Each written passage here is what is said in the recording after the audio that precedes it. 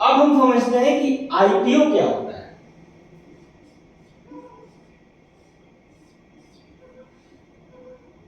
IPO का full form होता है इनिशियल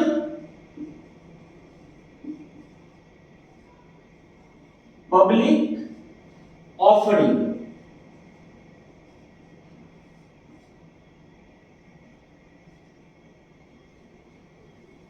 आईपीओ का मतलब होता है इनिशियल पब्लिक ऑफरिंग।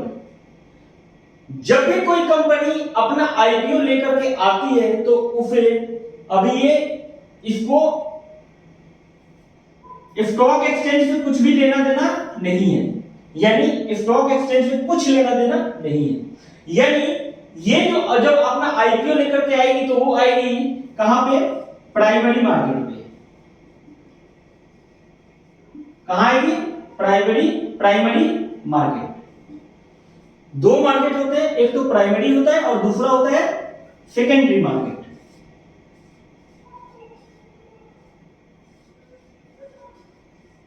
दूसरा होता है सेकेंडरी मार्केट। यानी कंपनी जब अपना आईपीओ लेकर के आएगी तो कहां लेकर के आएगी?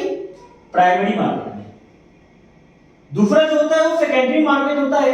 तो सबसे पहले हम प्राइमरी मार्केट को समझते हैं कि प्राइमरी मार्केट होता क्या है। नाम से पता चलता है इनिशियल पब्लिक ऑफरिंग, यानी कंपनी जो है डायरेक्ट जो अपना शेयर है सबसे पहले मौका जो है वो डायरेक्ट पब्लिक को ऑफर कर रही है, पब्लिक को दे रही है। यहां पे एक्सचेंज से कुछ भी लेना देना इसको नहीं है। यानी कंपनी जो है अपना डायरेक्ट जो शेयर है वो बोल रही है पब्लिक को कि आप आओ और हमारा शेयर जो है वो बाई करो। अब बाई करने के लिए बैंक के थ्रू आप बाई कर सकते हैं, या बहुत से ऐसे प्लेटफॉर्म है या डायरेक्ट कंपनी के थ्रू आप बाई कर सकते हैं। उसको हम प्राइमरी मार्केट बोलते हैं। उसको क्या बोलते हैं? हम प्राइमरी मार्केट बोलते हैं। यानी यहां पे सिर्फ और सिर्फ प्राइमरी मार्केट में क्या होता है? सिर्फ और सिर्फ क्या किया जाता है? सिर्फ और सिर्फ हम बाई कर सकते हैं, सेल नहीं कर सकते। जैसे कि मान लीजिए ये प्राइमरी मार्केट होगी, प्राइमरी मार्केट है, यहां पे जो कस्टमर है सिर्फ और सिर्फ क्या करेगा? बाई करेगा। यहां पे सिर्फ और सिर्फ क्या करेगा? प्राइमरी मार्केट से बाई करता है। ये कंपनी, इसको हम कंपनी टू कस्टमर भी बोल सकते हैं। यानी डायरेक्ट कंपनी से जो शेयर बाई किया जाता है उसको आईपीओ बोलते हैं, जो उसको हम प्राइमरी मार्केट बोलते हैं जहां पे हम डायरेक्ट बाई करते हैं। अब एक कंपनी जो है ये अपना 3 तरीके से जो आईपीओ है लोगों को देती है, लोगों को प्रोवाइड करती है। अब उसके बारे में हम जान लेते हैं वो कैसे कैसे। पहला तो है नंबर 1 जो है वो है प्राइवेट प्लेसमेंट। पहला क्या है? Private placement. प्राइवेट प्लेसमेंट वो होता है कि कंपनी कोई भी अपना आईपीओ लेकर के आ रही है और वो किसी कॉर्पोरेट को ऑफर कर रही है कि आप हमारा जो शेयर है आप लोग बाई कर लो। जैसे कि बहुत बड़े बड़े इंश्योरेंस की कंपनियां हैं, बहुत बड़े बड़े एमएनसी कंपनी है, उनको ये कंपनी जो है ऑफर करती है पहले, जिसको हम प्राइवेट प्लेसमेंट बोलते हैं। नंबर 2 पे इसमें आता है राइट इशू।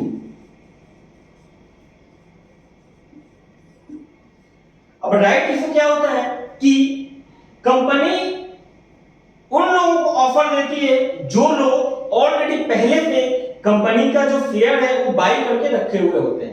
जैसे कि मान लीजिए कि एक कस्टमर है और उसने किसी कंपनी का शेयर 2 खरीद करके रखा है, तो कंपनी फिर से अपना जब शेयर लेकर के आई तो बोलेगी कि 2 पहले पे खरीदो, 1 और खरीद लो या 2 और खरीद लो, तो टोटल इसके पास 3 हो जाएगा। तो इसको हम बोलते हैं राइट इशू। यानी राइट इशू वो होता है जो कंपनी पहले उनको मौका देती है जो ऑलरेडी कंपनी के शेयर होल्डर होते हैं, जो ऑलरेडी कंपनी के शेयर बाई किए होते हैं, उसको हम बोलते हैं राइट इशू।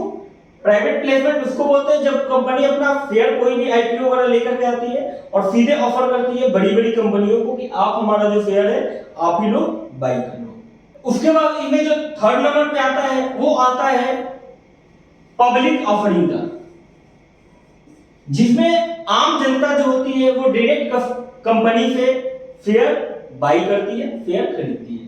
तो ये चीजें उम्मीद करता हूं समझ में आ गई होगी कि आईपीओ जब कोई कंपनी लेकर के आती है, इनिशियल पब्लिक ऑफरिंग, तो वो 3 तरीके से अपना शेयर जो है वो लोगों को ऑफर करती है। पहले ऑफर करेगी प्राइवेट प्लेसमेंट में, जिसमें बड़ी बड़ी जो कंपनियां होती है उनको ऑफर करती है। सेकंड में राइट इशू जो है उसको देती है जो ऑलरेडी पहले से कंपनी के शेयर होल्डर है, शेयर बाई करके रखे हुए हैं। और तीसरा वो होता है कि वो जनरल मार्केट में यानी पब्लिक ऑफर कर रही है, यानी पब्लिक को बोले कि आओ हमारा नया शेयर आया है, इसको आप बाई करो। यहां पे हमने समझा कि जो कंपनी होती है वो जो आईपीओ जहां पे बाई किया जाता है वो डायरेक्ट कंपनी से बाई किया जाता है, और वहां पे सिर्फ और सिर्फ बाई किया जाता है, सेल बिल्कुल भी नहीं करते हैं हम वहां पे। प्राइमरी मार्केट क्या होता है ये हमें समझ में आ गया। अब हम बात कर लेते हैं सेकेंडरी मार्केट क्या होता है। सेकेंडरी मार्केट क्या होता है? प्राइमरी मार्केट तो वो होता है जहां पे शेयर की उत्पत्ति होती है, जहां पे लोग सिर्फ और सिर्फ बाई करते हैं। सेकेंडरी मार्केट हम जो हमारा स्टॉक एक्सचेंज होता है उसको हम कहते हैं सेकेंडरी मार्केट। अब सेकेंडरी जो आपने देखा होगा जितना खरीद बेच जो भी होता है ना वो सेकेंडरी मार्केट में होता है। प्राइमरी मार्केट में कुछ भी नहीं होता। खरीदने का काम, बेचने का काम, वो सारा का सारा काम सेकेंडरी मार्केट में करता है, सेकेंडरी मार्केट में होता है। इसलिए इसको हम आफ्टर मार्केट भी कहते हैं, इसको हम आफ्टर मार्केट भी कहते हैं। सेकेंडरी मार्केट समझ में आ गया। अब मान लीजिए कोई कंपनी है,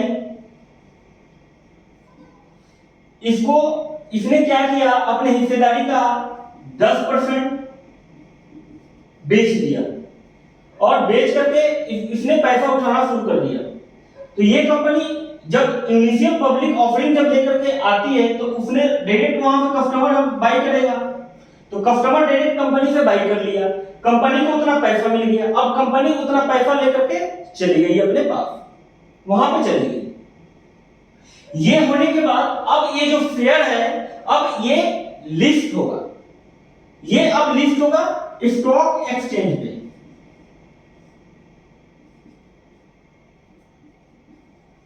स्टॉक एक्सचेंज पे शेयर अब क्या होगा, अब लिस्ट होगा।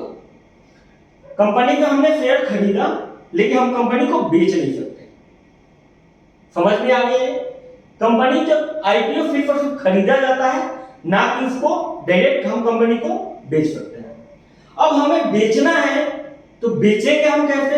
अब बेचेंगे तब जब स्टॉक एक्सचेंज पे वो शेयर लिस्ट होगा, उसके बाद वो लिस्ट होता है। जब स्टॉक एक्सचेंज पे शेयर वो लिस्ट हो जाएगा तब हम अब क्या करेंगे कि वहां पे जाकर के अपना शेयर जो है अगर बेचना चाहे तो हम बेच सकते हैं, और खरीदना चाहे तो हम वहां पे खरीद सकते हैं। अब स्टॉक एक्सचेंज पे खरीद बेच कैसे होता है उसको थोड़ा सा समझ लेते हैं। मान लीजिए ये स्टॉक एक्सचेंज है,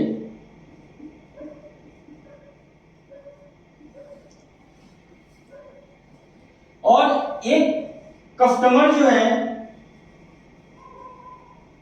उसने आईपीओ बाई कर रखा है किसी एबीसी कंपनी का, और एक जो कस्टमर है यहां पे इसने बाई नहीं किया हुआ है, इसने बाई कर रखा हुआ है, इसने बाई नहीं किया हुआ है। अब ये कस्टमर जो है अब ये चाहता है कि मैं जो शेयर खरीदा हूं इसको मैं बेच दूं। अब इसको जब ये शेयर बेचने जाएगा तो ये माध्यम है, ये जो एक्सचेंज है ये क्या है, एक्सचेंज करता है। एक्सचेंज का मतलब होता है कि आपसे लिया दूसरे को हमने एक्सचेंज कर दिया, दूसरे से लिया तीसरे को हमने एक्सचेंज कर दिया, इसको हम बोलते हैं एक्सचेंज। और स्टॉक का मतलब होता है शेयर कह लीजिए या इक्विटी कह लीजिए या स्टॉक कह लीजिए, यानी आम भाषा में अगर मैं बात करूं तो हमें पता होता है कि हमारे पास इस चीज का इतना स्टॉक पड़ा हुआ है जी, और कोई प्रोडक्शन की कंपनी होती है तो वो बोलती है हमारे पास इस चीज का इतना स्टॉक पड़ा हुआ है जी, तो उसी को हम बोलते हैं स्टॉक एक्सचेंज। अब मान लीजिए इस कस्टमर ने बाई किया हुआ है और इस कस्टमर के पास 0 शेयर पड़ा हुआ है। अब इसको क्या करना है, बाई करना है। तो ये जब बाई करेगा तो कहां से करेगा, यानी ये अब करेगा सेल, ये माध्यम होगा और ये क्या करेगा, बाई करेगा।